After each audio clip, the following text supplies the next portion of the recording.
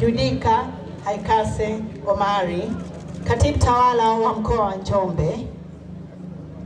Kwa niaba ya Mheshimiwa Anthony Mtaka, Mkuu wa Mkoa wa Njombe, nasimama hapa kwa heshima kubwa sana.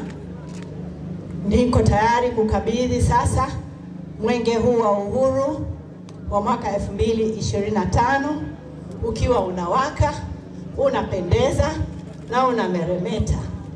Na ukabidhi kwako ndugu yangu Mary Gaspar Makondo, Katibu Tawala wa Mkoa wa Ruvuma.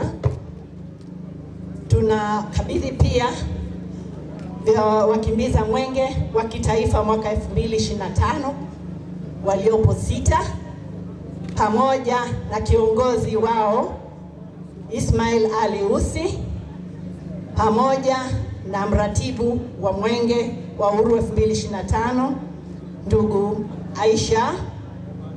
Mwenge huu ukiwa unang'aa na kumeremeta, ninapenda kukabidhi sasa kwa heshima kubwa uende ukakimbize katika mkoa wako wa Ruvuma, na Mungu akutangulie.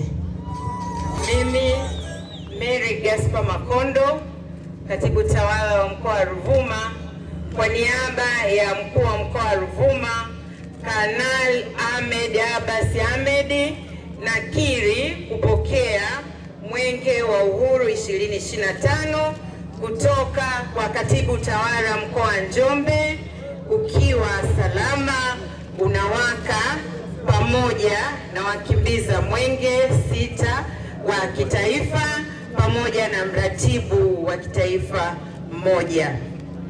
Ninaahidi tutaukimbiza mwenge katika halmashauri zote 8 za mkoa wa Ruvuma kwa ratiba tuliojiwekea.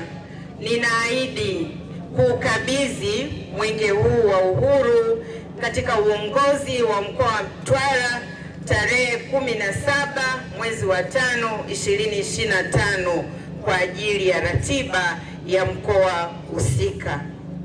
Ndani ya mkoa wa Ruvuma, mwenge wa uhuru utakimbia katika umbali wa kilomita 1378.90 kwa kuangalia na kutembelea shughuli za miradi 76 yenye thamani ya shilingi bilioni 95,167 na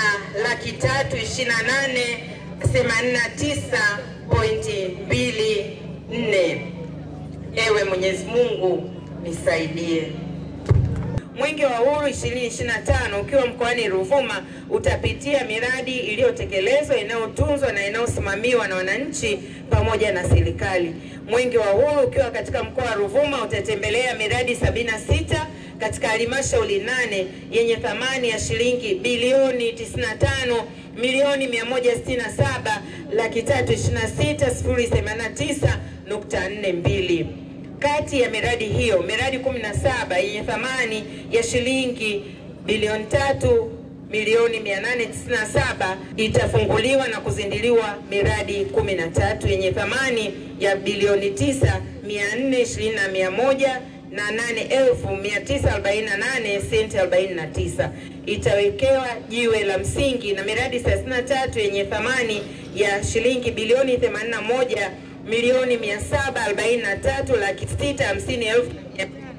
81,743,650,89 senti 74. Itatembelewa na